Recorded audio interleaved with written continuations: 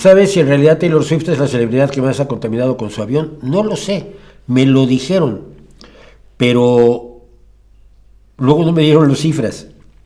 O sea, el tipo que me quiso convencer de ello, que podría ser, no estoy diciendo que no sea, estoy diciendo que no me lo han demostrado. El tipo que me lo dijo me dio como prueba a un tipo que sigue el avión de Taylor Swift. Como tú sabes, los registros de los aviones son razonablemente públicos, los planes de vuelo, etcétera, etcétera.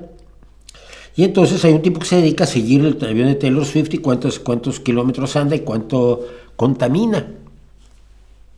Bueno, y eso contamina más que los demás. Ah, pues no lo sé. Entonces, ¿cómo te atreves a acusarla? Si es un tipo que está obsesionado por seguir el avión de Taylor Swift, vale. A lo mejor hay que seguir los vuelos de Amazon o los vuelos de...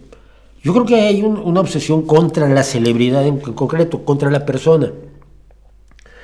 Y porque además no podría hacer lo que hace si no tuviera esa movilidad, a la que por otro lado tiene derecho, creo yo.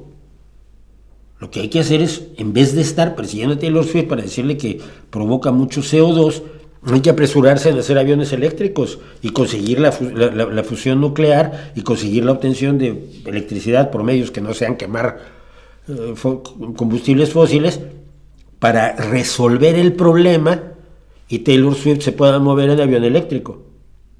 Porque el problema es ese, no que ella tenga un avión. ¿Sabes cuántos aviones hay volando en el mundo en este momento? ¿Cuántos de ellos son jets privados? Se sigue a Taylor Swift porque es famosa. No sigues el avión de Elon Musk, ¿o sí?